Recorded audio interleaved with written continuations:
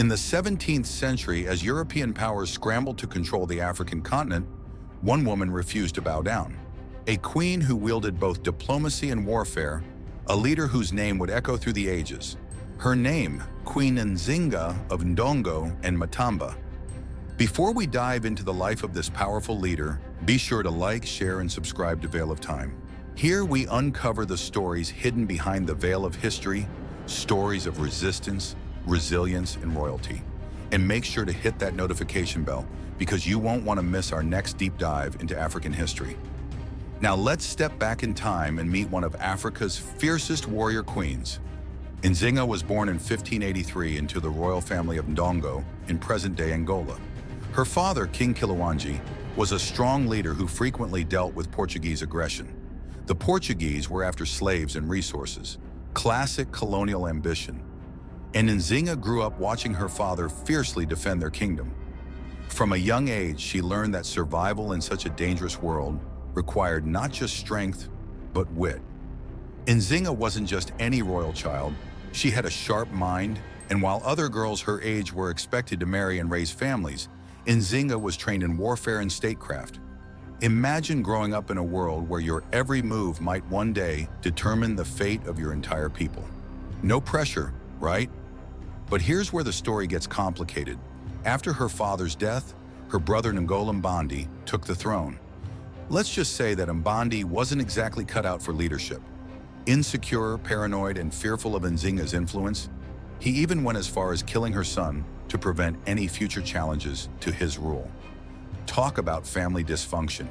Imagine being betrayed by your own brother, knowing your child's life was the price of his paranoia. How would you respond? Yet Nzinga's time to rise wasn't far off. When the Portuguese launched more aggressive campaigns against Ndongo, Mbandi, realizing he was out of his depth, turned to the one person who could possibly save the kingdom, Nzinga. He sent her to negotiate peace. Little did he know, she was about to stage one of the most legendary diplomatic moves in African history. In 1622, Nzinga met with the Portuguese governor in Luanda. It was a tense moment. The Portuguese had been raiding Ndongo, capturing people as slaves and stripping the land of its wealth. Nzinga knew that without a solid agreement, her people's future was in jeopardy. But the governor had other plans. When Nzinga arrived, there was no chair provided for her to sit on. An intentional slight meant to humiliate her and assert the Portuguese's dominance. Nzinga wasn't having any of it. Rather than accept this insult, she had one of her attendants kneel down, forming a human chair for her. She sat with regal authority, completely unfazed, and proceeded with the negotiations as if nothing unusual had happened. Can you picture the look on the Portuguese governor's face?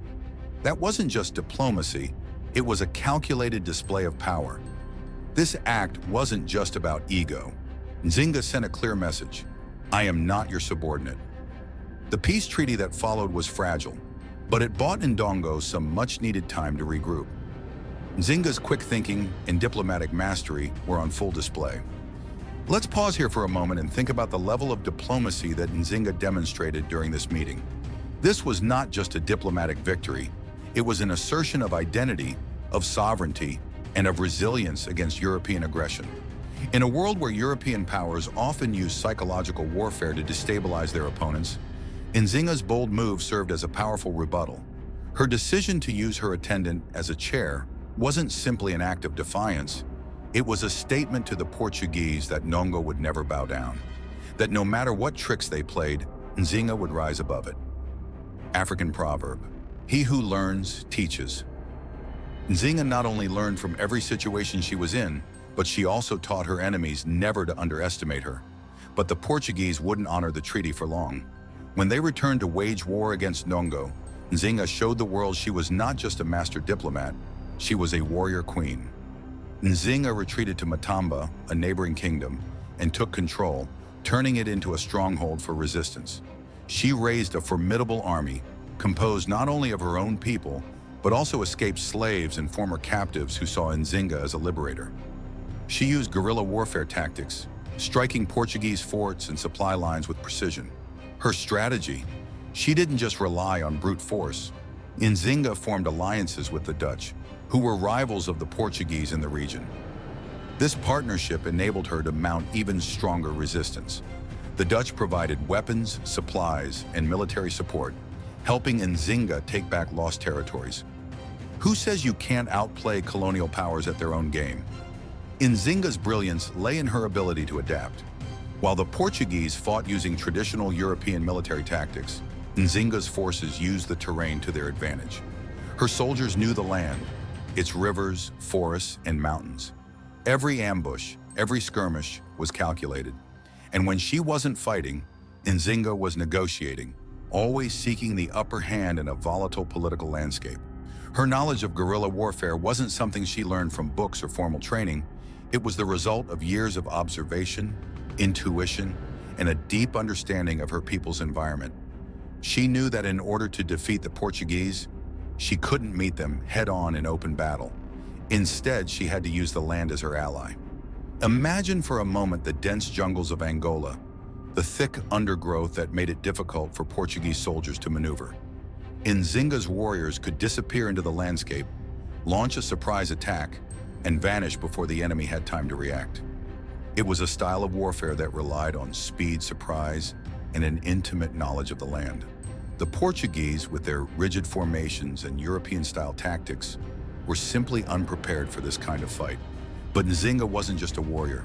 She understood that military victories alone wouldn't secure her kingdom's future. Diplomacy remained a key part of her strategy, and she continued to negotiate with the Portuguese, always seeking to protect her people's sovereignty. Throughout her reign, Nzinga maintained a delicate balance between warfare and diplomacy.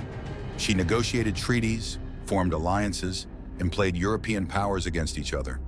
Her ability to navigate the complex political landscape of 17th century Africa was nothing short of remarkable.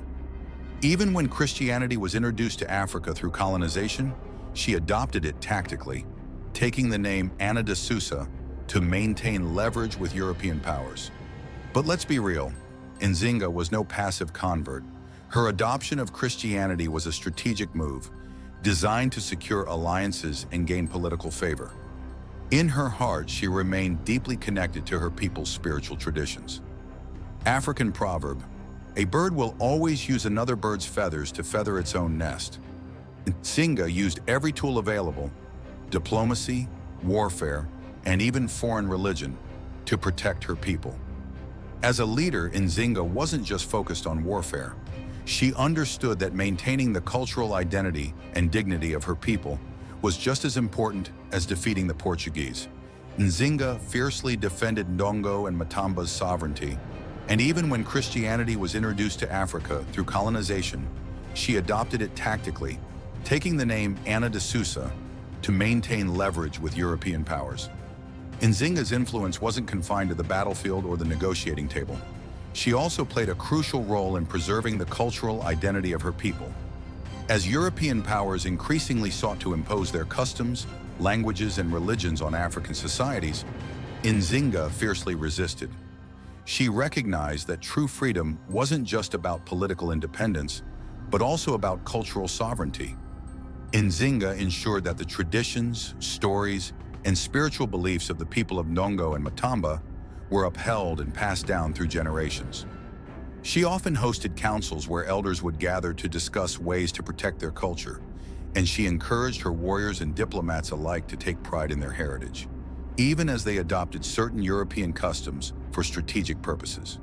Through her actions, she created a blueprint for cultural resilience that would inspire future African leaders fighting against colonization. Nzinga's legacy extends far beyond the borders of present-day Angola. To this day, she is revered as a symbol of resistance and female empowerment across Africa and the African diaspora. In modern times, Nzinga's story has become a beacon for movements advocating for gender equality and anti-colonialism. Statues, books, and films honor her as one of history's most formidable warrior queens. Her life continues to be a testament to the idea that leadership isn't determined by gender, but by strength, wisdom, and unwavering commitment to one's people. Queen Nzinga stands tall in the annals of history as a reminder that, even in the face of overwhelming odds, the will of a determined leader can change the course of a nation and inspire the world.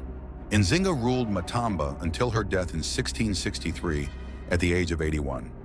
Can you imagine leading a kingdom, actually 2 kingdoms, for over 40 years? And not just ruling, but actively resisting colonization, holding your ground against one of the most powerful colonial forces of the time? Let that sink in. Even after her death, Nzinga's legacy lived on. Her successors continued to defend Matamba and Ndongo against European powers. Though the Portuguese eventually gained control of the region, they never fully erased Nzinga's influence. She became a symbol of resistance not just in Angola, but across Africa. What if more African leaders had followed Nzinga's example? Nzinga's story is one that history almost forgot, but we won't let it. She wasn't just a queen, she was a warrior, a diplomat, and a leader who fought for her people until her last breath. If you were inspired by Nzinga's incredible journey, don't forget to like, share, and subscribe to Veil of Time.